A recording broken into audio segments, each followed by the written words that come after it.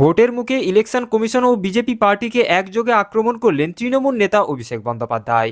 লোকসভা ভোটে বিজেপি পার্টির হয়ে কাজ করছে ইলেকশন কমিশন পক্ষপাতিষ্ঠ করছে এমনই অভিযোগ তুলে বিজেপি ও ইলেকশন কমিশনকে সরাসরি আক্রমণ করলেন তৃণমূল নেতা অভিষেক বন্দ্যোপাধ্যায়। তো প্রিয় দর্শক, তৃণমূল নেতা অভিষেক বন্দ্যোপাধ্যায় সাংবাদিকদের মুখোমুখি হয়ে ইলেকশন কমিশন ও বিজেপি পার্টির বিরুদ্ধে কি কড়া পদক্ষেপ নিলেন এবং বিজেপি পার্টি ও ইলেকশন কমিশনের কিভাবে পোল খুলে দিলেন, এই ভিডিওটি ধৈর্য ধরে শেষ পর্যন্ত দেখতে থাকুন। আমরা আশাবাদী যে নির্বাচন কমিশন যে পক্ষপাতদুষ্ট আচরণ করছে এবং যেভাবে বিরোধী দলের কর্মীদের, আজকেও দেখবেন আমাদের হাইকোর্টে আমরা গেছিলাম, সেখানে নো কোয়ারসিভ দেওয়া হয়েছে যে নির্বাচন পর্যন্ত কোনো রকম কোনো কড়া ব্যবস্থাই এদের বিরুদ্ধে নেওয়া যাবে না। আমরা ধন্যবাদ জানাই হাইকোর্ট, সুপ্রিম কোর্টের এখনও অনেক বিচারপতি রয়েছেন যারা সংবিধানটাকে বাঁচানোর জন্য, গণতন্ত্রকে বাঁচানোর জন্য জীবন প্রাণ লাগিয়ে কাজ করছে। আমরা তাদের কাছে কৃতজ্ঞ। তারা যদি আজকে না থাকতো, দেশের সংবিধান বা গণতন্ত্র কিছুই থাকতো না।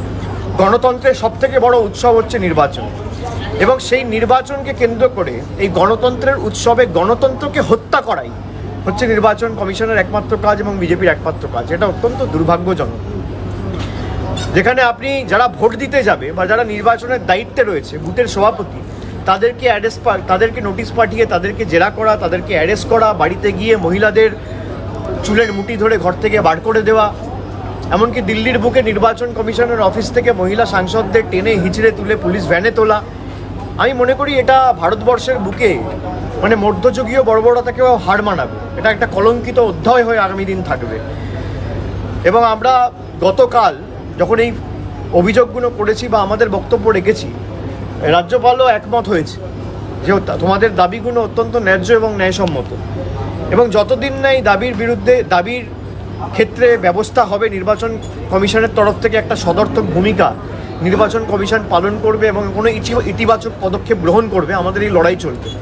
আমরা পরবর্তীকালে আগামী কাল বা আজ যখনই আমাদের রাজ্যপাল সময় দেবেন বা রাজভবনের তরফ থেকে আমরা সময় পাবো, তারপর আমরা দেখা করে পরবর্তী আমাদের রাজনৈতিক কর্মসূচি ঘোষণা করব। না, বিজেপি ভীত সন্ত্রস্ত, বিজেপি ভয় পাচ্ছে, বিজেপি মানুষের উপর আস্থা রাখতে পারছে না, বিজেপি মানুষকে ভয় পাচ্ছে বলেই এই কাজগুলো করছে। নাহলে গণতন্ত্রের উৎসবে আপনি গণতন্ত্রকে কেন হত্যা করবেন?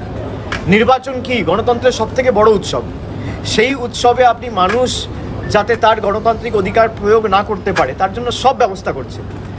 আপনি বেছে বেছে রাজনৈতিক প্রতিপক্ষদের চিহ্নিত করে তাদের দলের প্রার্থীদের হেনস্থা করা, তাদের অঞ্চল সভাপতি, এমনকি দেশের সিটিং চিফ মিনিস্টার খালি আপনার কাছে বশ্যতা স্বীকার করেনি বলে আপনি অ্যারেস্ট করেছেন।